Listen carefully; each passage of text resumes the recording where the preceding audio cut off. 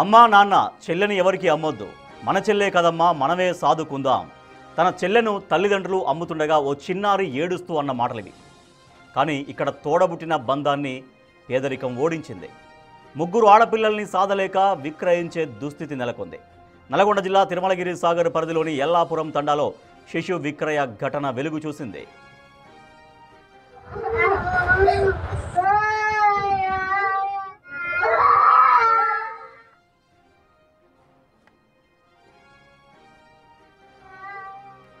ఎల్లాపురం తండాకు చెందిన కొర్ర బాబు పార్వతి దంపతులు కూలీనాలి చేసుకుంటూ జీవనం సాగిస్తున్నారు.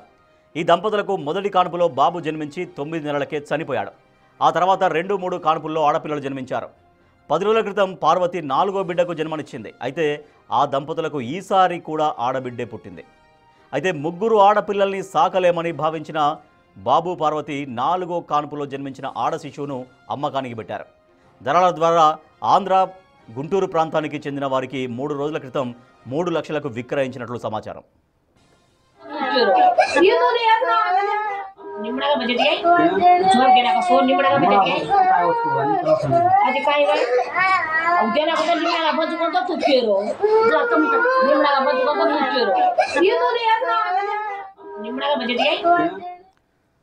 ఆడ శిశువు విక్రయంతో ఇంట్లో ఉన్న ఇద్దరు చిన్నారులు కన్నీరు మున్నీరుగా విలపించారు. చెల్లిని అమ్మొద్దని ఆ ఇద్దరు అక్కలు తల్లి కాళ్ల మీద పడి కన్నీటి పర్యంతమయ్యారు. ఈ దృశ్యాలు ప్రతి ఒక్కరి కళ్లల్లో నీళ్లు తెప్పిస్తున్నాయి. అయితే ఆడ శిశు విక్రయం కుటుంబంలో గొడవలకు దారితీసింది. దీంతో శిశు విక్రయం విషయం బయటకు పొక్కింది. విషయం తెలుసుకున్న ఐసిడిఎస్ అధికారులు బాబు పార్వతి దంపతులకు కౌన్సిలింగ్ ఇచ్చారు. తాము ఆడ శిశువుని విక్రయించలేదని, కేవలం సాకలేక దత్తత మాత్రమే ఇచ్చామని తల్లిదండ్రులు తెలిపారు. ప్రస్తుతం నల్గొండ 1 టౌన్ పోలీసుల అదుపులో శిశువు తండ్రి ఉన్నారు.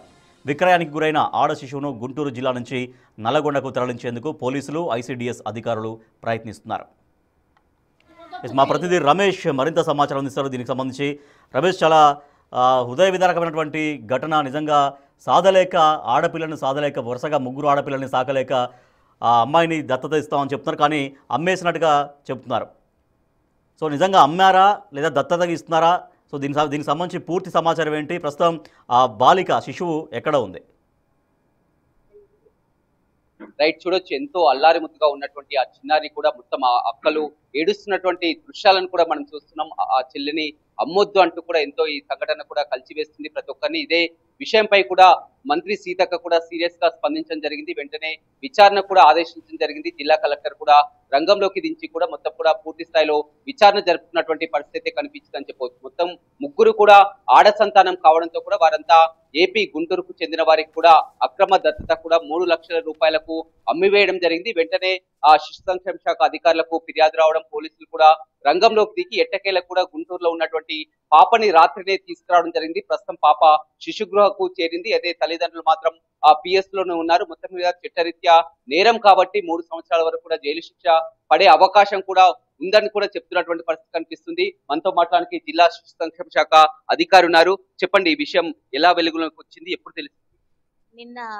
నిన్న మధ్యాహ్నము ఇది సోషల్ మీడియాలో న్యూస్ చూసామండి. చూడగానే వెంటనే మా సిడిపిఓ అనుముల ప్రాజెక్ట్ సిడిపిఓ గారికి ఆదేశాలు ఇచ్చాను, వెంటనే ఎంక్వైరీ చేయండి అని. మరి వెంటనే అక్కడికి వెళ్ళిపోయారు గ్రామానికి. ఆ తండకి వెళ్ళి విచారించగా వాళ్ళు చెప్పడం ఏంటంటే వాళ్ళు ఆ ఊర్లో ఉండట్లేదు, గత 7 సంవత్సరాల నుంచి నల్గొండలో ఉంటున్నారని మాకు సమాచారం వచ్చింది. అక్కడే ఉంటున్నారు, అక్కడే బ్రతుకుతున్నారు వాళ్ళని. రాగానే మళ్ళీ వెంటనే నల్గొండ సిడిపిఓ గారికి ఇన్స్ట్రక్షన్స్ ఇవ్వడం జరిగింది. నల్గొండ సిడిపిఓ గారు కూడా విచారణకి వెంటనే వెళ్ళడం జరిగింది. ఆ ఇంటికి శాంతినగర్ లో ఉంటారు నల్గొండలో. మీ విచారణలో ఏం జరిగింది? ఎందుకంటే కన్న తల్లి చిన్న పాపని కూడా చూస్తున్నాం, పక్కనే ఉన్నటువంటి అక్కలు కూడా చెల్లిని అమ్మొద్దమ్మ అంటూ కూడా ప్రాధాయపడుతూ కన్నీళ్లు మొరపెట్టుకున్నటువంటి పరిస్థితి.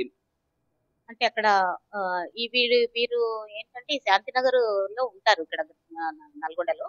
ఆయన మటన్ షాప్ లో మటన్ కొట్టడముని పని చేసుకుంటూ నైట్ ఆటో నడుపుతూ ఉంటారట. అయితే వారికి ఫస్ట్ బాబు పుట్టి చనిపోయాడు, తర్వాత 3 పాపలు పుట్టారు. ఇప్పుడు ఈ పాప 3వ పాప. ఈ పాప పుట్టగానే పాప పుట్టింది 10వ తారీఖు పుట్టింది ఈ నెలలో. హాలియాలో హాస్పిటల్లో పుట్టిందని తెలిసింది. పుట్టిన వెంటనే నల్గొండకు వచ్చినట్టున్నారు. నల్గొండలో 25వ తారీఖు అంటే శనివారం రోజు ఇల్లీగల్ అడాప్షన్ ఇచ్చారని తెలిసింది మాకు. తండ్రి చెప్పారు. నిన్న మనం తండ్రితో కూడా మాట్లాడాము. మన చైల్డ్ వెల్ఫేర్ కమిటీ, మన ఐసిపిఎస్ స్టాఫ్ అందరు కూడా మాట్లాడారు. అయితే శనివారం రోజు అడాప్షన్ ఇచ్చినట్టుగా తెలిసింది, ఇచ్చినారని. సోమవారం రోజు మన దృష్టికి వచ్చింది. అంటే దీని మీద మేము చాలా కార్యక్రమాలు చేశాం. గతంలో మనకి ఈ శిశు విక్రయాలు అనేవి చాలా ఉండేవి.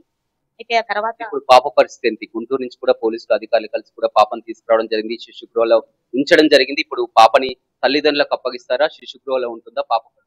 పాప శిశు గృహలో ఉంటుందండి ప్రస్తుతము. చైల్డ్ వెల్ఫేర్ కమిటీ ముందు ప్రొడ్యూస్ చేస్తాము. చైల్డ్ వెల్ఫేర్ కమిటీ విచారించి నిర్ణయం తీసుకుంటారు. వారి నిర్ణయం ప్రకారంగా మనం ఫాలో అవుతాం. అక్రమ దత్తత అనేది కూడా చట్టరీత్యా నేరము. దీంట్లో తప్పకుండా శిక్ష పడే అవకాశం ఉంటుంది, వాళ్ళకి శిక్ష పడుతుంది. ఆ, ఎవరైనా కూడా చట్ట ప్రకారంగా దత్తత అనేది తీసుకోవాలి. ఈ విధంగా అక్రమంగా దత్తత చేయడం వలన పిల్లలకి తల్లిదండ్రుల పిల్లల మీద రైట్స్ అనేవి ఉండవు అనే అవగాహన కార్యక్రమాలు మేము విస్తృతంగా చేస్తూనే ఉన్నాము. అయినప్పటికీ కూడా ఈ సంఘటన జరగడం నిజంగా విచారిస్తున్నాము. దీని మీద ఇంకా విస్తృతంగా మేము యాక్షన్ తీసుకోవడానికి. ఇలాంటి ఘటనలు కూడా గతంలో చాలా వరకు చూడడం జరిగింది. ఎక్కువగా రూరల్ ఏరియాలో గిరిజన తండాలు చోటు చేసుకుంటున్నాయి. దేవరకొండ, నాగార్జున సాగర్ ప్రాంతాల్లో మళ్ళీ కూడా శిశు విక్రయం మళ్ళీ చాలా రోజుల తర్వాత కూడా ఇలాంటి ఘటనలు జరుగుతున్నాయి. ఎలాంటి కార్యక్రమాలు? అప్పుడు గతంలో జరిగిన సమయంలో మనం చాలా కార్యక్రమాలు చేసాం విస్తృతంగా. మహిళాకాశం అని పిల్లలకు సంబంధించిన కార్యక్రమాలు విస్తృతంగా చేసాం. తండా ఏరియాలలో ఇక్కడ ఉయ్యాలలు ఏర్పాటు చేసాం. ప్రతి హాస్పిటల్లో ఉయ్యాలలు ఏర్పాటు చేసాము. తర్వాత ఎక్కువగా ప్రచారం చేశాము. ఎవరైనా పిల్లల్ని వద్దనుకుంటే వారిని ఉయ్యాలలో వేయాలని చెప్పి, తర్వాత మాకు శిశు సంక్షేమ శాఖకి అప్పగించొచ్చని, దత్తత చట్ట ప్రకారంగా దత్తత అనేది ఇవ్వడం జరుగుతుంది అనేది అవగాహన కార్యక్రమాలు చాలా కల్పించాము. ఇట్లనే నిఘా కూడా ఏర్పాటు చేశాము అప్పుడు. అంటే ప్రతి చోట ఎక్కడైతే మనకి టార్గెట్ గ్రూప్ ఒక అమ్మాయి ఉండి, లేకపోతే 2 అమ్మాయిలు ఉండి నెక్స్ట్ ప్రెగ్నెంట్ ఆపరేషన్ చేయించుకోకుండా ఉన్నారో వాళ్ళందరి మీద ట్రాక్ చేశాము. ఆ తర్వాత వాళ్ళందరికీ ముఖ్యంగా అమ్మాయిలకి కానీ అబ్బాయిలకు కానీ ఎవరికైనా సరే ఎన్ని అవకాశాలు ఉన్నాయి, చదువు పరంగా కావచ్చు, స్కీమ్స్ ఏవైతే ఉన్నాయి ప్రతి డిపార్ట్మెంట్ అనేవి అవగాహన కార్యక్రమాలు కల్పించడం వలన ఇప్పుడు చాలా వరకు ఘటనపై కూడా మంత్రి సీతక్క కూడా సీరియస్ గా స్పందించింది. వెంటనే అధికారుల తప్పిదం ఏమైనా ఉన్నా కానీ వారిని ఇమీడియట్లీ కూడా చర్యలు తీసుకోవాలని కూడా చెప్పినటువంటి పరిస్థితి. మీ విచారణలో మీ కింది స్థాయి అధికారులు కూడా ఏం అంటే ఇక్కడ తిరుమలగిరి సాగర్ తండాలో తను లేదు. తను అక్కడ వాళ్ళు 7 సంవత్సరాల నుంచి ఇక్కడికి వచ్చేసారు కాబట్టి ఇక్కడ మేము విచారించాము. ఇక్కడ విచారిస్తే ఇక్కడ కూడా తను అంగన్వాడీ సెంటర్ లో మే నెలలో నమోదైంది. తను జూన్ నెలలో ఒక 16 రోజులు తీసుకున్నారు. భోజనానికి వచ్చేవారు. భోజనానికి వచ్చినాక నేను మా ఊరికి వెళ్ళిపోతున్నాను, అక్కడే ఉంటాను, అక్కడే డెలివరీ అయ్యేదాకా అక్కడే ఉంటానని చెప్పి మన యాప్ లో కూడా మైగ్రేట్ చేపించుకున్నారు. ఎన్ని లక్షలకు పంపింది పాపని? ఎన్ని లక్షలు? పాపని అమ్మడం 3 లక్షలకు అమ్మారని తెలిసిందండి. మొదటగా వారి బంధువులే పాపని సాదుకుంటాం మాకు ఇవ్వాలని కూడా పాపకు చెప్పినటువంటి పరిస్థితి కూడా చెప్పింది. ఇప్పుడు పాపని తనకు ఇవ్వకుండా వేరే వారికి అక్రమంగా అమ్మారని కూడా ఫిర్యాదు కూడా ఈ విధంగానే వెళ్తుంది. అది తెలుస్తుందండి, ఇప్పుడు మన పోలీస్ ఎంక్వైరీ జరుగుతుంది కదా, తెలుస్తుంది. రైట్, చూడొచ్చు. మొత్తం మీద ఈ ఘటనపై కూడా చాలా సీరియస్ గా స్పందించినటువంటి పరిస్థితి కనిపిస్తుంది. వెంటనే జిల్లా కలెక్టర్ కూడా ఫీల్డ్ విజిట్ చేసి కూడా పూర్తి స్థాయిలో ఆ విచారణ అయితే కొనసాగుతున్నటువంటి అంశం కనిపిస్తుంది. 3 లక్షల రూపాయలకు ఏపీకి అక్రమంగా కూడా అమ్మినట్లు కూడా తెలియడం జరిగింది. వెంటనే ఫిర్యాదు చేయడంతో కూడా రంగంలోకి దిగినటువంటి పోలీసులు అధికారులు కూడా గుంటూరుకు వెళ్లి పాపను కూడా తీసుకురావడం జరిగింది. ప్రస్తుతం పాప శిశుగృహకు తరలించడం జరిగింది. తల్లిదండ్రులు ఆ పోలీస్ స్టేషన్ లో ఉండడం జరిగింది. దీనిపై కూడా పూర్తి స్థాయిలో దర్యాప్తు అయితే కొనసాగుతుంది. వెంటనే అధికారులపై కూడా ఏవైనా ఫిర్యాదులు ఉంటే వెంటనే చర్యలు తీసుకోవాలని కూడా మంత్రి సీతక్క ఇప్పటికే జిల్లా కలెక్టర్ కూడా సూచించినటువంటి పరిస్థితి అయితే కనపడుతుంది. Right, thank you Ramesh.